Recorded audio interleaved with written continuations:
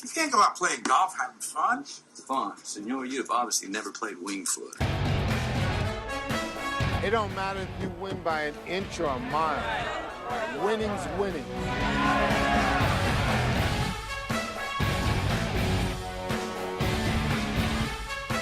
You've got to be kidding me, Vegas. On Monday night. There's my picks for this week. Now, if you want next week's picks, I can give you those by Friday.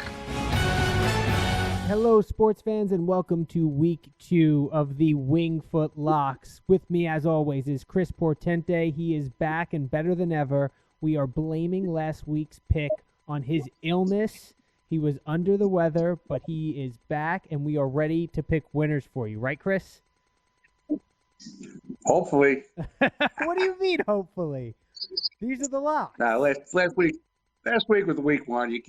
Nobody can be based on week one. Week one's a complete total mess. Yeah, as were the We knew Miami it smelled like fish. We knew it smelled like fish. It smelled like bad fish. We ate it anyway, and now we all got botulism.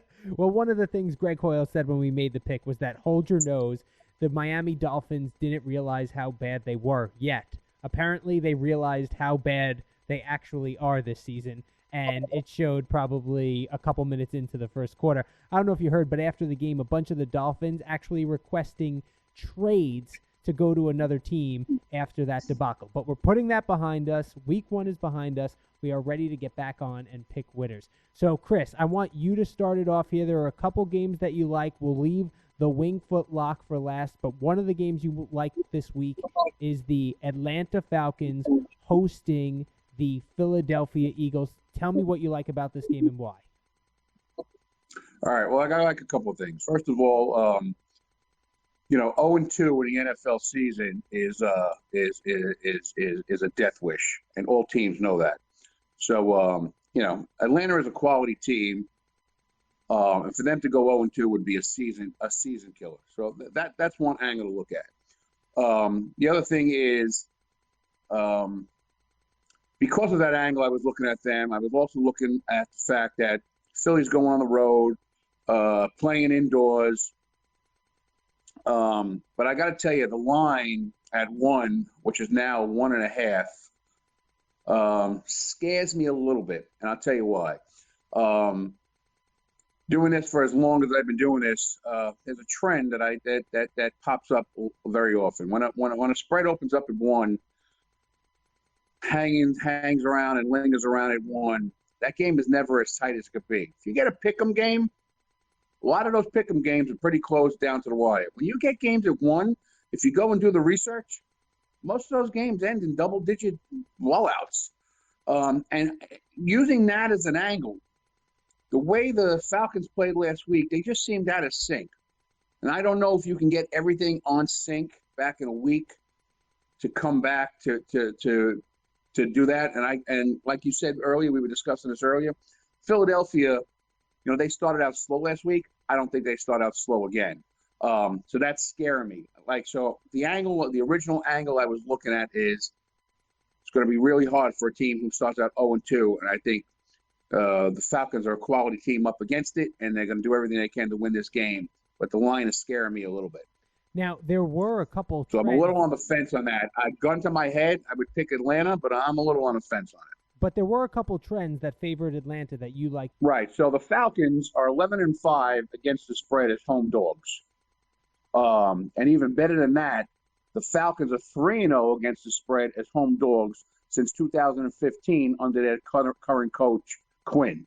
So those are two glaring stats in favor of the Falcons. Those are two more reasons why I was leaning towards the Falcons. But that we do here, a lot of it is based on history. A lot of it is based on doing this a bunch of years. And a lot of it is based on my gut.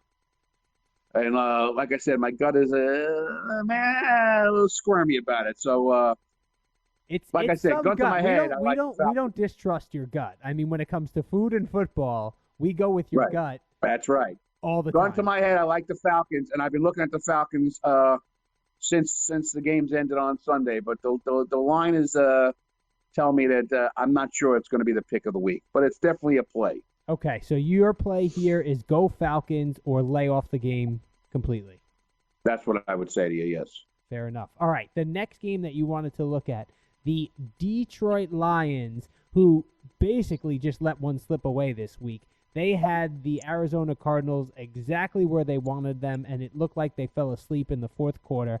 They return home now to play host to the Los Angeles Chargers, who are coming off an overtime win at home against the Indianapolis Colts. The line in this one opened at 3. I'm seeing it down to 2.5. That's Lions plus 2.5 in a lot of places here. What's your play in this one, Chris, and why? Well, that line moving so quick tells you right off the bat that some early money's coming in on the Detroit Lions. As far as last week, the Detroit Lions, I thought they played well. I thought they did what they had to do against an inferior team. Not a huge Matthew Stafford fan, but he had great numbers and played well. I think they got complacent. I think they didn't have the foot to the pedal to the metal in the end, and I think it cost them. I didn't think they thought the rookie can come back. The rookie showed a lot of gumption in coming back, and by the time they got all cylinders going on Arizona's side, the Detroit couldn't do anything. But Detroit looked good. They looked solid. The reason why I like them this week, okay, and I'm going to tell you why. Like I said earlier in a couple of podcasts ago in our opening podcast, I'm down on the Chargers this year. You can see the Chargers struggled with a Colts team. Now, I think the Colts are better than most people do, but the Chargers had a tough time putting them away and had to go into overtime to do it. Also, I told you again in that opening podcast, I'm a big believer on this, going the West Coast teams going to the East Coast, even though Detroit is kind of middle America there, and it's a 1:00 game. And I just think Detroit is going to be up against it this week. I think they don't like that they let one slip out of their hands. I think they're going to have a little more urgency in this one. I think they're going to play a little tougher, a little tighter. And I just think the travel is not going to favor San Diego like it did last year. Last year, the travel did not affect them. Chargers there, Christopher. Right. You know what? Now. I call them San Diego Chargers. They're still the San Diego Chargers to me. But anyway, last year it didn't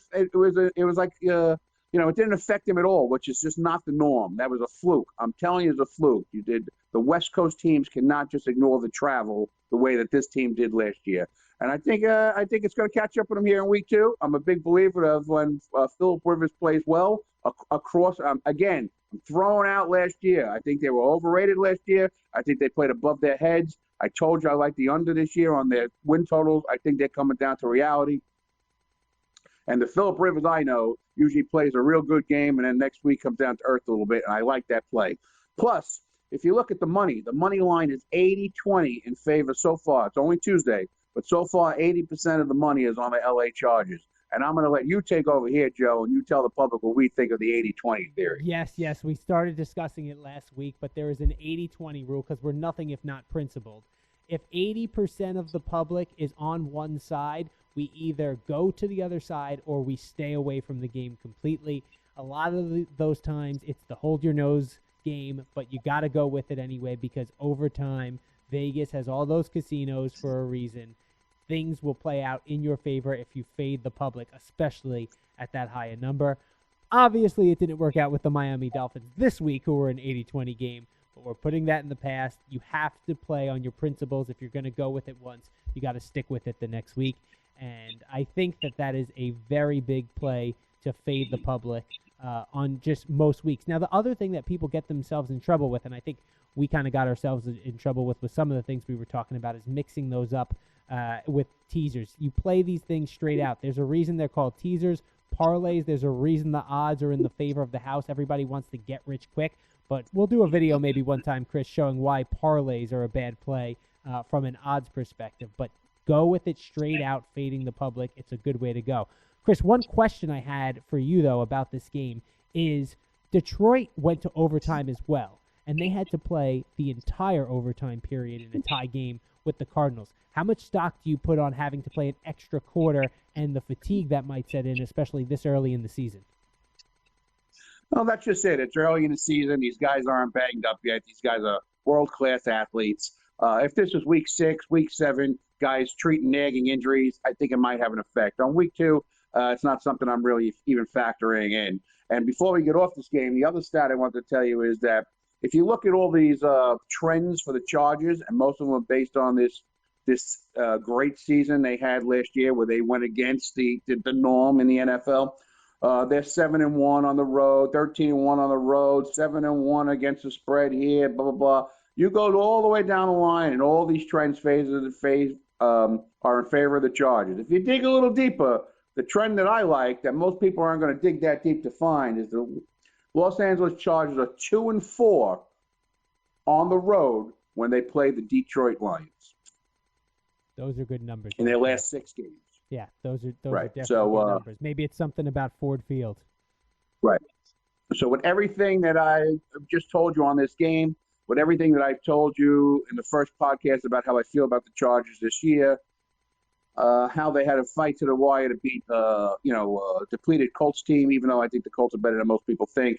I really like Detroit Lions this week, plus 2.5 at home as a strong play. But the Lions are not the Wingfoot lock of the week. We give you one lock every week, and we are going to get back on track. If you do remember, last year we did not get the first week's pick. That involved the Miami Dolphins and an over-under as well. After that, we went on. Also involved a 3-hour delay and 4 lightning storms. Yes, it seems to be the issue with the Miami Dolphins that we're going to have to stay away from on week 1. But we're ready to jump back. We went on a roll after that. I think we had 5 or 6 in a row after that. So now is the time to get on with our Wingfoot lock of the week, and that comes in the game on Thursday night between the Carolina Panthers and the Tampa Bay Buccaneers. Chris, take us away. All right, so I love the Carolina Panthers this week, laying 6.5 on the road on a shortened week, Thursday night game, home game against the Tampa Bay Buccaneers. If you watched any of that Tampa Bay Buccaneer game, you can clearly see that Jameis Winston picked up right where he left off last year, which is completely lost. He has no idea where he is, what he's doing. He is a disaster. Not that he's trying to do too much or do too little. He just doesn't even know what he's doing. He's a mess out there. And like Joe and I discussed before, I think Bruce Arians is supposed to come in here to fix him, and I think Bruce Arians is just confusing him even more. And I don't know how you have all those mental errors in week 1, all those turnovers, all those mistakes, and I don't know how you get that fixed on a short turnaround and having to travel on the road. If he had a whole week, maybe he can improve some of it. I don't see him improving any of it in 3 days. On the other hand, the Carolina Panthers, I thought, played a very good game. That game was cost by their quarterback, Cam Newton, who has a viable excuse, I think. Cam Newton hadn't played since his injury, his first game back, and he had a little rust. You take that interception that he throws with 5 minutes left to the game, which was completely telegraphed, and you take that bonehead pitch behind the line of scrimmage that cost them a costly turnover out of the game, and they're right in that game. McCaffrey was running up and down the field. They look good. They look good enough where they can turn around in 3 days to their opening game at home and play a disastrous Tampa Bay team, and I think they should be able to win this game by double digits. I love them at 6.5. Get on at 6.5 before it goes to 7. I'm pretty sure by kickoff it'll be at 7. If you've watched any of these Thursday night games, especially last year, they've all been stinkers. The home team has overwhelmingly have won these games. Most of them have been in double-digit or blowout fashion. Let me interrupt you right there. And I think that trend continues. I got the numbers on this, and we were talking about this before. Thursday night home teams, home favorites especially, are better than 60%, 19-3 against the spread. 62.1% that is. Excuse me. They are 19-3 straight up and 14-7-1 against the spread in December or later. 59-36-2. 62% against the spread on Thursday night. And I think that just continues here. One of the things that we were talking about beforehand is the number too, right? 6.5, 7 is a key number. I've already seen some books move that line from 6.5 to 7, which shows you where that betting public is. And again, it's a Thursday night game, so you got the money's going to come in on that early, and I could see that line going to 7.5 because the Tampa Bay Buccaneers, as you said, against a lesser opponent, the San Francisco 49ers this week, who, like the Rams, had to go West Coast to East, and they absolutely looked lost. I think Carolina with the home crowd behind them is huge, And I think when you're getting that home team on Monday night at a key number, if you can still find it at 6.5, you got to jump on it because it will definitely move if it hasn't already. And another thing, in prime time in general, home teams, home favorites have been dominating almost just under 60%, 58.9. So that's on any primetime game for the home favorites. I think that's going to continue this week, even though it is a division rival. And while we're crunching the numbers here, the Panthers are 5-1 straight up against the Bucs in their last 6 games, and they're 8-4 against the spread at home versus the Bucs in their last 12 games. So those are numbers that absolutely favor this play as well. And again, if you watch the post-game interview and post-game press conference from Cam Newton, he pretty much took the blame. He feels like he cost his team a win. I think they played well enough to win that game. I think they feel that they let one get away from them. I think they're going to come out with their backs against the wall against a much inferior team. I think the fact the short turnaround, all those errors and mistakes that Cam made last week are going to be fresh on his mind.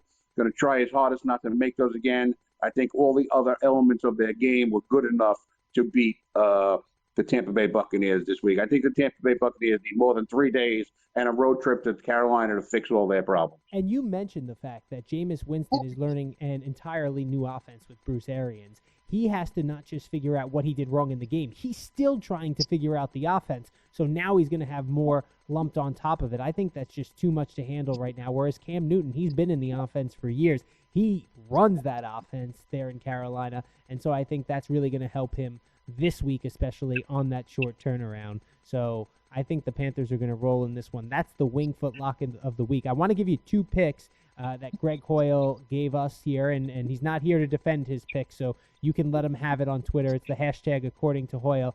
This week, he likes the Arizona Cardinals, who are headed to Baltimore to take on the Ravens, who just absolutely demolished the Miami Dolphins, as we're all well aware. And then he also likes rolling with the Cincinnati Bengals at home, as they are coming off that tough loss in Seattle, and they will host the San Francisco 49ers. Chris, 2 things I just want to talk about before we get out of here. Obviously, we saw the open for the Cleveland Browns. A lot of people lost their survivor pools already because of them. OBJ in the news now. You think this Monday night game could be key for the Browns and where they go the rest of the season? Why is that? Well, I told you guys in the first podcast we were talking about over and unders. I was not high on the Browns. They have too many attitudes over there, too many personalities over there. It just seemed to me, yes, the talent is there, but all those personalities, that's a recipe for disaster. They've already struggled against what I feel is an inferior Tennessee Titan team. And now where is OBJ's focus? His focus is on being able to wear a $190,000 watch while he plays football. That's his focus. His focus isn't that he only had 7 receptions for 71 yards, or his quarterback threw 3 atrocious picks, or the offensive line couldn't block anybody. That's not where his focus is. Did you see the watch? It was a nice watch. And it's orange, so it matches his attire, just like Antonio Brown had to look good in his new helmet. I'm telling you right now, this team goes 0-2. If this team goes 0-2, or even if they get to 1-3, they will implode. The team will implode. OBJ will start crying, this one will start complaining, and they'll all be at each other's throats. It'll be a disaster in Cleveland. And one more that I just want to put on your radar and talk about because I just find this supremely interesting. You mentioned Antonio Brown. How about the New England Patriots, 18.5-point favorites right now against the Miami Dolphins on the road? Have you ever seen a division rival on the road 18.5-point favorites? They'd be favored by 24.5, they're saying, if this game was at home. This is like back in the day when they had Moss and they were beating teams by 40 or 50. They were 21-point spreads, 23-point spreads every week, and they were covering. And I got to tell you, based on, again, I'm going to throw it back to that first podcast when I told you stuff. If Miami didn't look as atrocious as they looked last year, I would probably jump on this 18 points because Miami always plays them well in the first couple of weeks of the season. They've never played well in Miami on the road. They always struggle to win those games. Sometimes they lose them outright. The heat is a big factor on old man Brady, but you just can't have any faith based on what I saw the Dolphins last week. I thought the Dolphins would play better than they would. I didn't think that the Ravens were going to go just completely change up everything and go to an aerial attack. I mean, they completely changed their game plan. I wasn't ready for it. The Dolphins weren't ready for it, and that's why that's why everybody's 0-1. But we're going to fix that this week with the Carolina Panthers and the Wingfoot lock. Excellent. All right, so lock it up. The pick is in. The Carolina Panthers -6.5. Go jump on that number right now because they are going to disappear quickly. It is a Thursday night game. Again, the special. Please tweet us, follow us, check us out. It is at Wingfoot Locks on Instagram, on Facebook. We do these podcasts live on Tuesday night, and then we put up the edited version on Wednesday. So if you want to get that fresh line, then you want to be following us on Tuesday. You want to hear it first. If you got to wait till overnight, the lines might be moving already. So for Chris Portente and myself, Joe Messeri, this has been NFL Week 2 2019 Wingfoot Locks. Thank you, everybody, for listening. Until next time, make sure your money stays sharp. And remember, it's not whether you win or lose, it's whether or not you cover the spread. Talk to you later, guys.